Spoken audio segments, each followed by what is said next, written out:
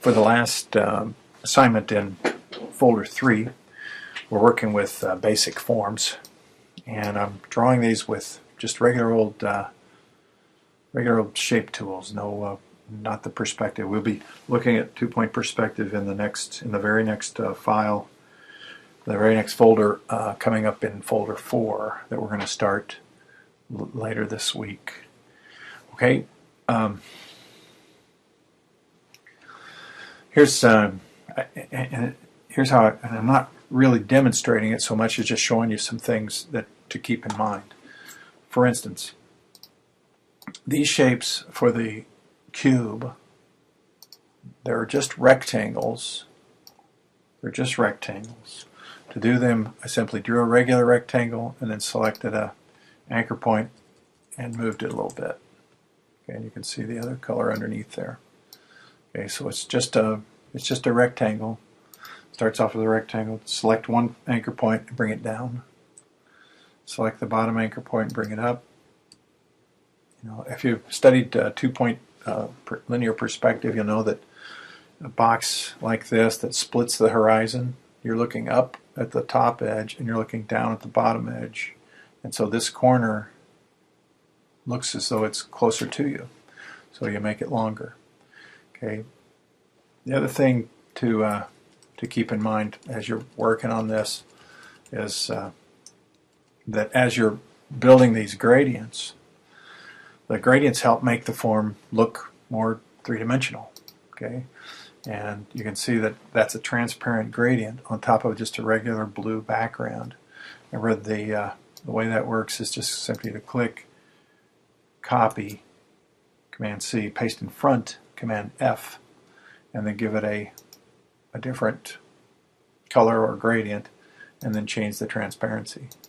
That's exactly how these were done.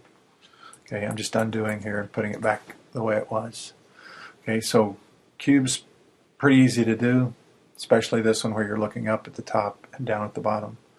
The horizon line in the background on this one, for the cone, the main thing to remember, or a couple of main things to remember, is that this corner, let me just zoom in on this corner, that this corner has this curve. It's not a sharp line. You don't make cones that have that kind of a corner. They should have this nice curve. As you draw it, start with a triangle. Yeah, I'll get it here in a minute.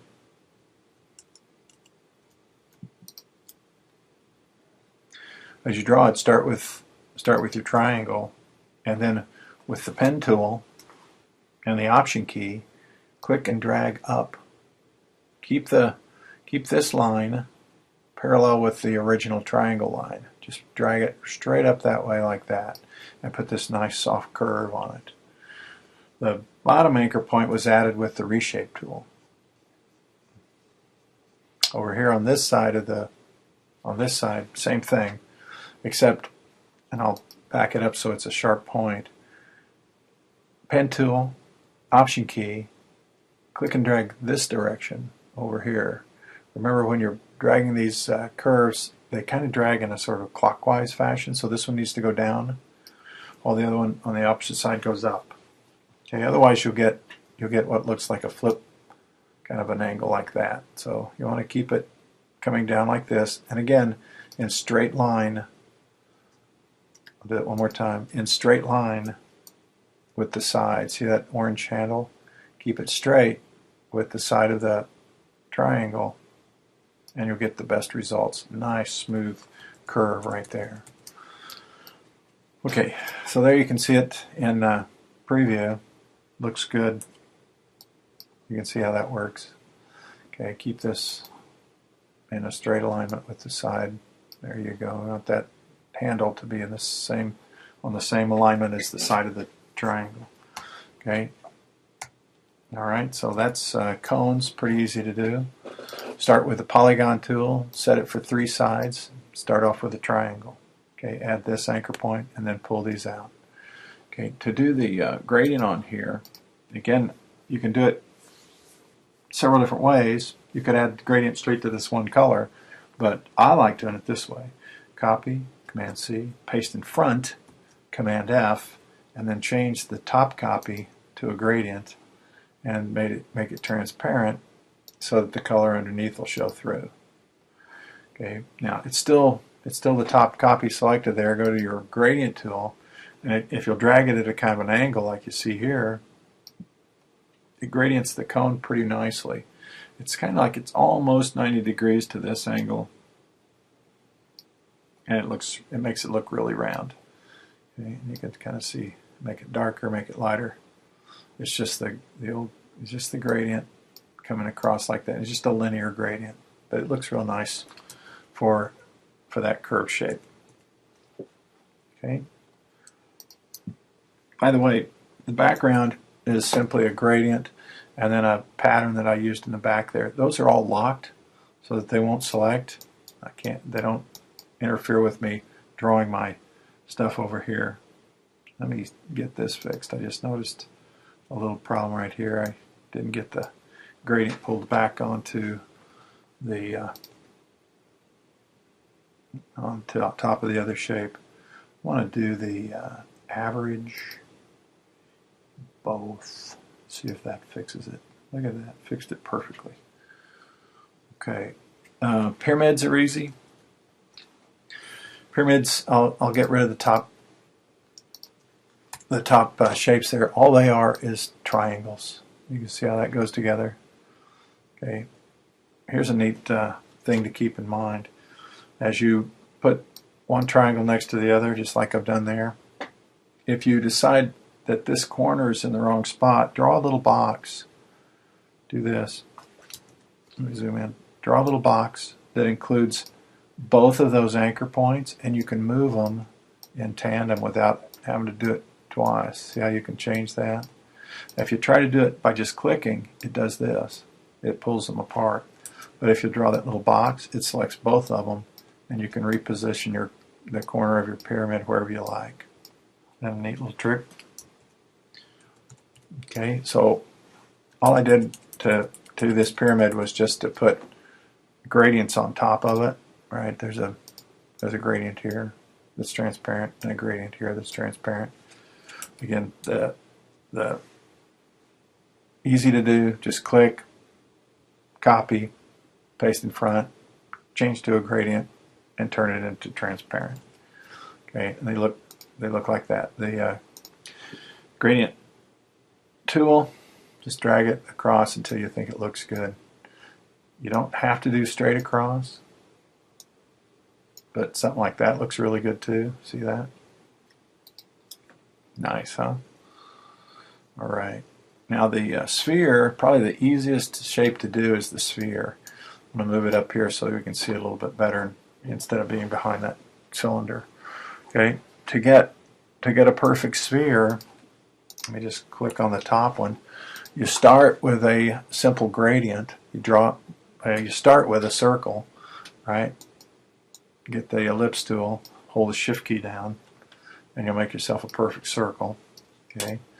The gradient that's in it is a radial gradient. It'll start as linear, but then change it to radial, and it looks like that.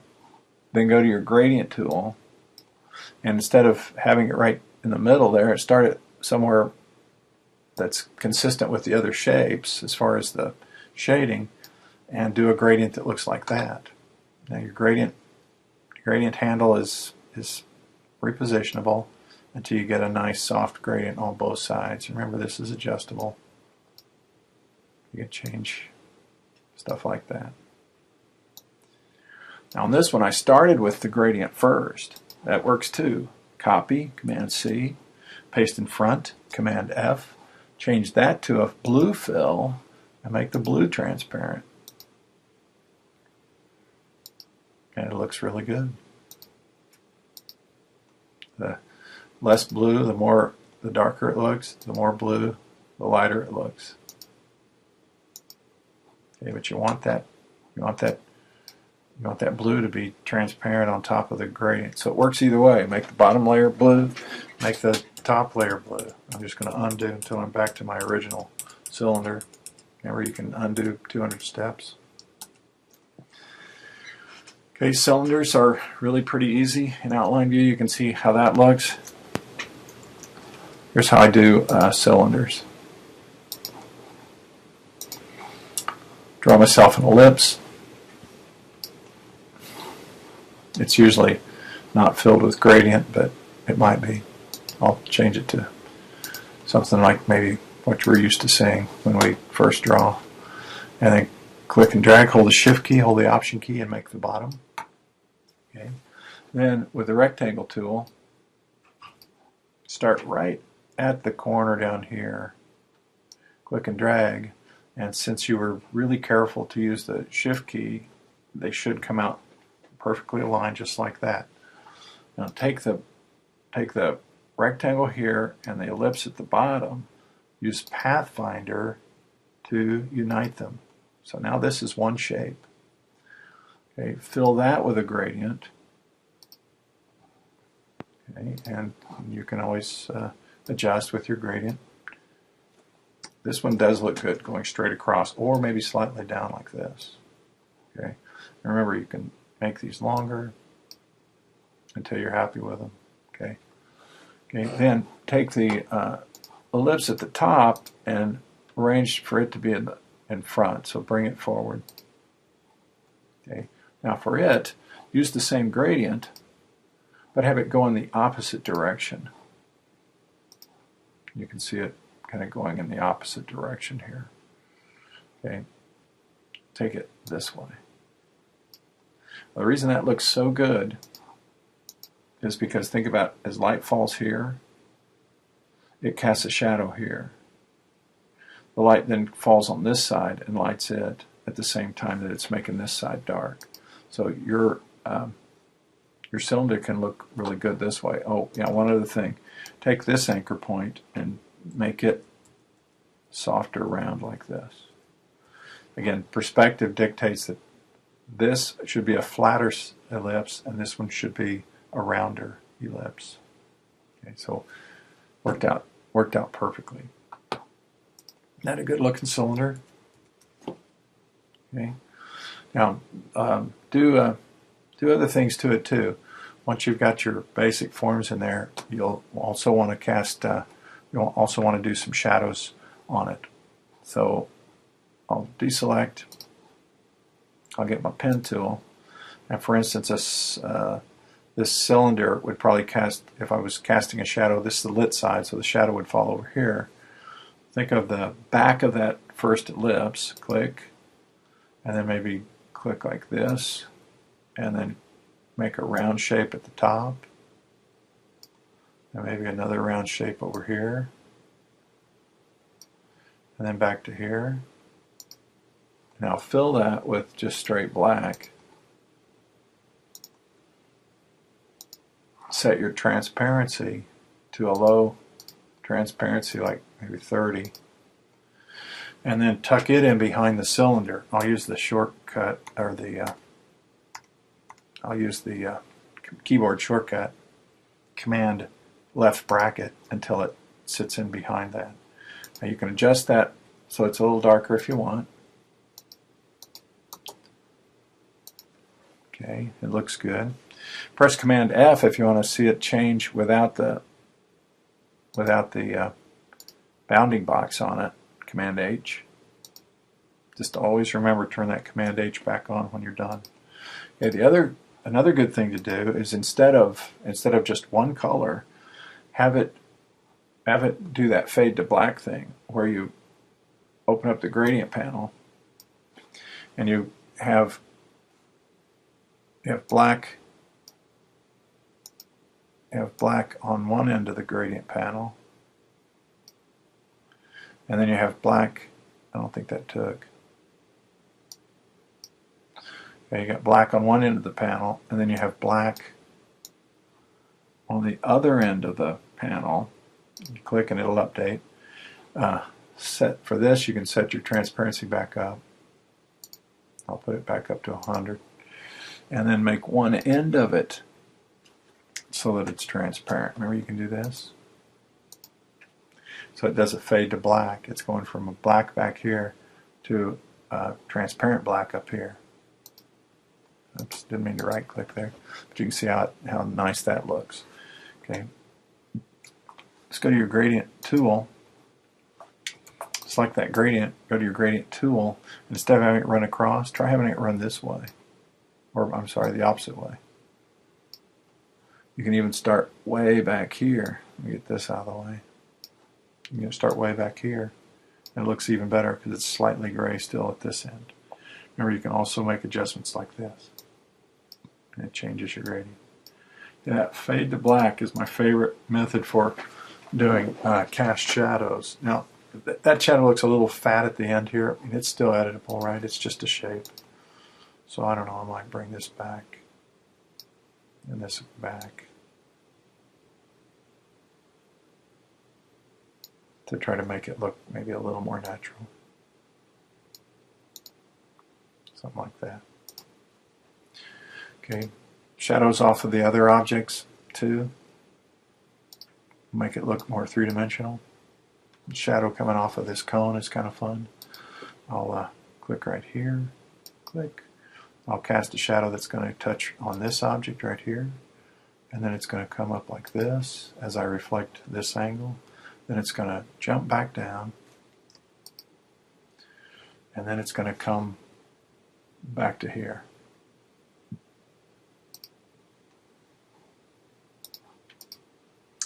Set that so it's behind the cone.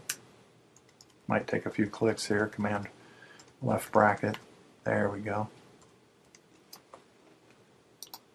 You can see how nice that looks as it sort of falls onto this and then on past it. And any adjustments that you need to make. It looks a little bit light. You can always change with your gradient tool. Maybe bring this back this way or this way. There we go. That looks a little better. Nice, huh? Just think about how shadows fall on things and make sure you get it all lined up just perfect, like I noticed. Yeah, I guess that's okay. I thought I saw a little white crack there. If you don't get this just right, it can look funny like this.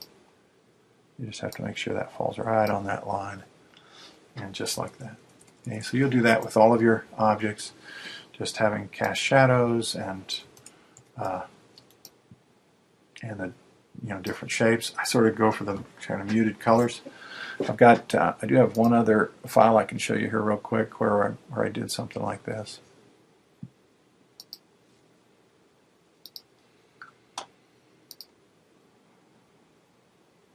It might already be open. Let's see here.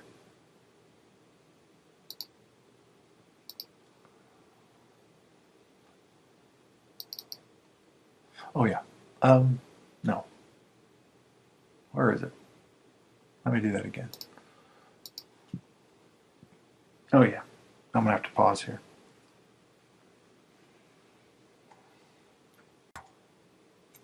Alright, here's the file I was looking for.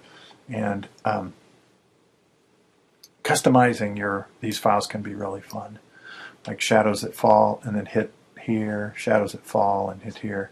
These are all really pretty easy to do. They're just shapes stuck in there with transparency. This kind of a shape took a little planning, but it's basically I just added anchor points here, and then added a couple more, and then filled it in with a shape that looks like that and one that looks like that. And so it gives the impression of like there's been a notch cut out of the cone there. I added this little guy just for fun, no particular reason. I guess I was thinking about a snow cone or something maybe. I added a tall cylinder here, real easy, just draw a rectangle, then add a little tiny gradient here at the end. That's all it is. Oh, well I did cut the top off there, it looks like. That's odd. You don't really maybe have to do that.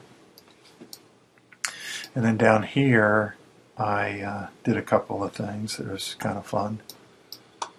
Having the straw go into the cup And you can see that how I did that was just chopping it off. I also added a rim to the cup, so there's an extra little thing there that's on top of the cup to give it some dimension. It's got a gradient in it. Looks like one of my little shadows here is off just a bit. I can't recall. Oh, you know what? There's a layer with a special effect on it. That's a bitmap effect. It's under.